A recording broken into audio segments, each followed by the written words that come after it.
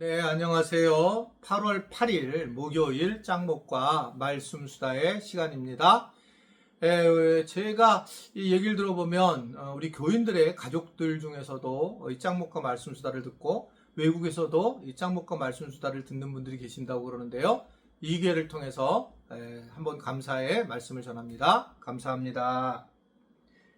머리가 빠진 게 또 보이는지 모르겠습니다. 네, 오늘 주시는 말씀은 사도행전 8장 26절부터 33절의 내용의 말씀인데요. 하나님 말씀을 보시겠습니다. 주의 사자가 빌립에게 말하여 이르되 일어나서 남쪽으로 향하여 예루살렘에서 가사로 내려가는 길까지 가라 하니 그 길은 광야라.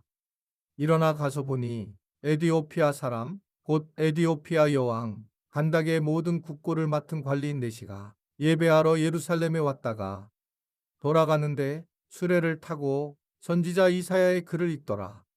성령이 빌립더러 이르시되 이 수레로 가까이 나아가라 하시거늘 빌립이 달려가서 선지자 이사야의 글 읽는 것을 듣고 말하되 읽는 것을 깨닫느냐 대답하되 지도해 주는 사람이 없으니 어찌 깨달을 수 있느냐 하고 빌립을 청하여 수레에 올라 같이 앉으라 하니라.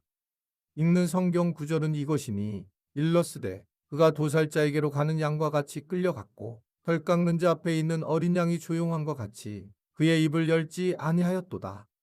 그가 굴욕을 당했을 때 공정한 재판도 받지 못하였으니 누가 그의 세대를 말하리요. 그의 생명이 땅에서 빼앗김이로다 하였거늘. 오늘 말씀은 이제 굉장히 유명한 말씀이죠. 빌립이 성령 주의 사자의 음성을 듣게 됩니다. 바로 26절에 보면 빌립에게 말하여 이르되 일어나서 가라. 근데 그 길은 광야다 라고 하는 것을 얘기를 하고 있습니다. 많은 분들이 어떻게 성령님의 음성을 듣고 하나님의 음성을 듣는가 라고 얘기할 때에 저는 아주 분명하게 얘기를 해요. 분명하게 말씀하실 텐데 우리 스스로가 그 소리를 안 들으려고 한다. 왜냐하면 그것을 하고 싶지 않기 때문에. 광야의 길을 누가 가고 싶겠어요? 광야의 길을. 그러니까 그 얘기를 들어도 우리는 못 들은 척하고 결단하지 않으니까, 결단하지 않으면 하나님의 음성을 듣지 못한 것이거든요. 제가 늘 얘기하지만 하나님은 제일 자주 말씀하시는 게 뭐냐면 우리에게 가지고 있는 물질을 누구에게 줘라, 어떤 일에 사용해라, 어떻게 교회에 드려라, 이런 말씀이 굉장히 사실은 많이 하신다고 저는 생각해요. 저를 비롯해서. 그런데 그것에 대해서 듣고 내가 제대로 행해야 되고 양심에 미추어 봐서 그 일을 행하면 되는데, 그렇지 않으니까 그 일을 안 하게 되면 어떻게 생각하냐면 하나님이 아무 말을 말씀하지 않는다 라는 그런 이야기를 많이 하는 것입니다. 내가 하기 싫은 일들을 말씀을 듣고 행할 때에 우리 안에 기쁨이 충만해지는 걸 볼 수 있고, 그때 이제 와, 내가 주님의 음성을 들었구나. 오히려 우리가 나중에 그런 고백을 하는 경우가 굉장히 많이 있습니다. 여하튼 이 빌립은 에디오피아의 여왕의 국고를 만든 내시에게 가서 그리고 그에게 이야기를 하는 장면이 오늘에 있는 내용의 말씀입니다.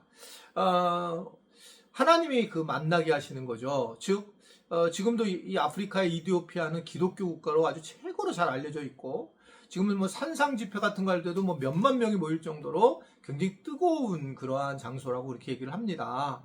그러니까 이 언제부터 이게 시작됐느냐? 평신도인 이 빌립이 하나님의 음성을 듣고 주의 성령의 말씀을 듣고 순종해서 이 내시에게, 이디오피아 이 내시에게 가가지고 복음을 전하기 때문에 이런 상황이 이루어졌다라고 하는 겁니다. 결국 우리가 항상 이 어떤 경계선을 넘고 우리가 힘든 것을 해 나갈 때에 하나님이 일하시는 걸 볼 수 있어요. 자, 여름 행사가 이제 거의 다 끝났잖아요. 다음 세대. 그러면 이제 교인들, 특별히 교사들이 이 어려운 일을 통해서 얼마나 힘들겠어요. 어떤 분은 자, 새하얗게 그냥 수시됐다 이렇게 얘기하시는 분은 계세요. 사역을 다 끝마치고 난 다음에. 그랬을 때에 입으로 내가 다시는 교사를 하나가라, 내년 안 하겠다, 이것은 굉장히 정말 마귀가 주는 마음의 이야기를 하는 거예요. 정말 주님의 은혜였고 내가 이렇게 섬겨서 참 기뻤다. 그랬을 때 하나님의 위로하심이 있고 하나님의 은혜가 있고 다음에 하냐 안 하냐를 떠나서 그런 은혜를 누리게 되고 그런 자기가 힘든 상황의 경계선을 넘어갔을 때에 결국은 그때 이제 하나님이 하셨다라는 것을 알게 됩니다. 여러분, 내가 정해진 한계를 하게 되면 사실은 주님이 하셨다라고 하는 고백을 하지 못하는 경우가 굉장히 많이 있어요. 뭐 그런 얘기 있잖아요. 코끼리를 이제 거기 그 기둥에다 묶어놓고 계속 돌게 하다가 코끼리 끈을 풀어놔도 그 코끼리는 그 자리에서 뱅뱅 돈다. 사실은 사람들도 정말 똑같거든요. 똑같은 방식의 똑같은 모습으로 가는 경우가 많습니다. 사실 다른 교회에서 이런저런 가지를 가지고 상처를 받고 오신 분들은 상처받을 수 있어요. 누구든지요. 근데 다음 우리 교회 와서도 똑같은 것에 걸릴 가능성이 상당히 많습니다. 내가 그러한 그 어려움 때문에 교회를 옮겼는데 또다시 그런 경우가 있어요. 이거를 이제 이겨내서 새로운 내가 훈련을 받고 양육을 받고 새로운 교회론에 적응해서 해결을 하면 되는데 그렇지 않고 옛날 그대로 자기 마음을 가지고 바깥에서 계속 있잖아요. 그러면 또다시 그 상태로 넘어가서 똑같이 거둘 가능성이 상당히 높습니다. 경계선을 넘어가서 하나님의 은혜를 누리지 못하기 때문에 그래요. 다른 교회에서 이렇게 힘든 분들 이제는 이제 우리 교회에 와서 지금 꽤 됐다면 참여하셔야 되고 열심을 다하셔야 됩니다. 그냥 푹 쉬는 것 자체가 결국은 자기의 영혼을 잃게 되고 하나님이 하시는 일을 결코 볼 수 없기 때문에 그러거든요. 그러니까 결국 이 빌립이 나는 평신도인데 나 갈 수 없습니다. 거기에 베드로나 요한을 보내주십시오. 이렇게 얘기를 했으면 되는데 그렇지 않고 그가 가서 수많은 일을 감당하면서 이 엄청난 이디오피아의 복음이 들어가고 있는 것을 볼 수 있습니다. 이디오피아 이 내시가 하나님의 나라를 위하여 크게 사용되는 그런 모습을 보이고 있는 겁니다. 우리가 오늘도 어딘가에 갈 때에 힘들고 어려운 자리에 간다는 것은 결국 우리가 뭔가 확장을 돼서 우리를 사용하시려고 하는 하나님의 뜻이 숨어져 있을 가능성이 상당히 높습니다.